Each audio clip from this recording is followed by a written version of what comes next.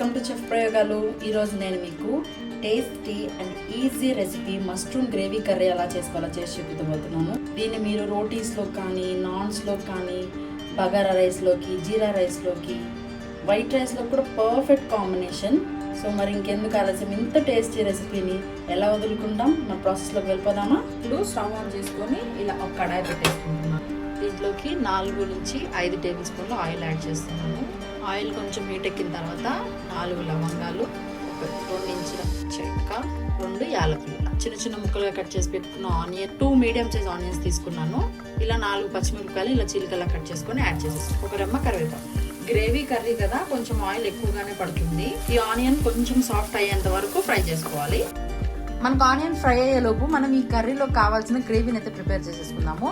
దీంట్లోకి నేను ఒక మీడియం సైజ్ 3 టమాటోస్ని ఇలా పెద్ద పెద్ద క్యూబ్స్ లా కట్ చేసుకొని వేసుకున్నాను. దీంట్లోకి 10 లేదా 15 జీడిపప్పులు కూడా వేసేసుకొని, చిటికెడు పసుపు కూడా వేసుకొని దీన్ని ఫైన్ పేస్ట్ లాగా చేసేసుకుందాం.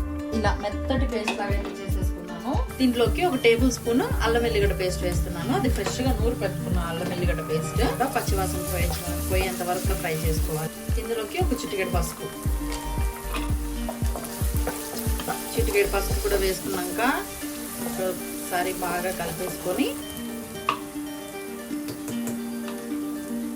ఇప్పుడు ముందుగా మనం తయారు చేసి పెట్టుకున్న టమాటో పేస్ట్ ని దీంట్లో వేసేసుకుందాం.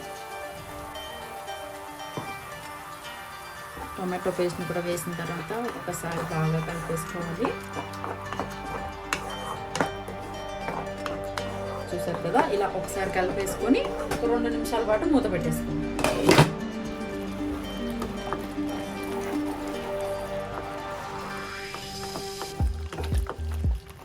ఇప్పుడు దీంట్లోకి రుచికి సరిపడా సాల్ట్, 1/2 టేబుల్ స్పూన్ పసుపు, 2 టేబుల్ స్పూన్స్ కారం. స్పైసీ మీరు చూసుకొని యాడ్ చేసుకోండి. నేనైతే 1.5 టేబుల్ స్పూన్ కారం యాడ్ చేశాను. 1/2 టేబుల్ స్పూన్ జీలకర్ర పొడి, 1/2 టేబుల్ స్పూన్ ధనియాల పొడి. ఇవన్నీ యాడ్ చేసేసుకున్నాక ఒకసారి బాగా కలిపేసుకోవాలి. మళ్ళీ ఇందాక ఆయిల్ వచ్చేంత వరకు ఎలా అయితే ఫ్రై చేసామో అలా కొంచెంసేపు ఫ్రై చేసుకోవాలి. మసాలాలన్నీ వేసిన తర్వాత ఆయిల్ చూసారా ఎలా పైకి వచ్చేసిందో. ఈ స్టేజ్లోనే కడిగి కట్ చేసి పెట్టుకున్న మష్రూమ్స్ అన్నిటిని యాడ్ చేసేసుకుందాం. మష్రూమ్ కూడా యాడ్ చేసిన తర్వాత ఒకసారి లైట్ కలిపేసుకోవాలి.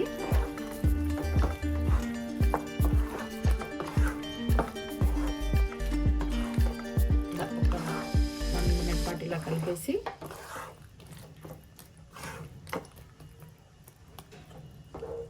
ఇంకొక నిమిషం మూత పెట్టి ఆయిల్ పైకి వచ్చేంత వరకు ఉడకనివ్వాలి. చూసారు కదా, ఇలా 1 నిమిషం పాటు ఉడికించినట్టయితే ఆ మష్రూమ్లో నుంచి వాటర్ అంతా వచ్చి ఇలా చిక్కగా వచ్చేస్తుంది. గ్రేవీ కావాలి కాబట్టి నేను దీంట్లోకి 1 గ్లాస్ వాటర్ని యాడ్ చేస్తున్నాను. మీరు తగినంత చూసి యాడ్ చేసుకోండి. మీ కన్సిస్టెన్సీ, మీరు ఒకవేళ పల్చగా తింటాము అంటే కొంచెం వాటర్ ఎక్కువగానే యాడ్ చేసుకోండి.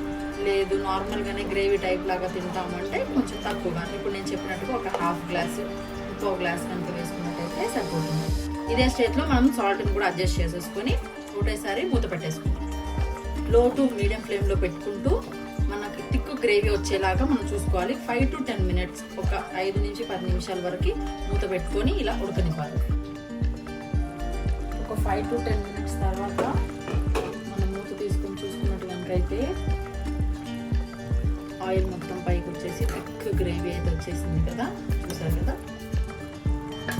ఫైనల్గా కొంచెం కొత్తిమీర వేసుకొని, కొత్తిమీర ఉంటే కొత్తిమీర అయినా వేసుకోండి, లేదా కస్తూరి మేతి ఉన్నా కస్తూరి మేతి అయినా యాడ్ చేసుకోండి. ఇదే స్టేజ్లో కనుక మనం స్టవ్ ఆఫ్ చేసేసుకుంటే చల్లారినాక చిక్కగా అయిపోతుంది.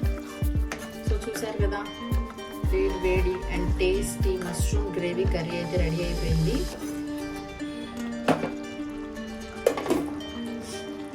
సో ఇలా చక్కగా టేస్టీగా మీరు కూడా ప్రిపేర్ చేసేసుకొని రైస్లో కానీ, రోటీస్లో కానీ, చపాతీస్లో కానీ సూపర్ కాంబినేషన్. మరి ఇంకెందుకు ఆలస్యం, మీరు కూడా ఈ రెసిపీని మీ ఇంట్లో తయారు చేసేసి ఎలా వచ్చిందో కామెంట్ బాక్స్లో కామెంట్ చేయండి. Please do like, share and subscribe our channel.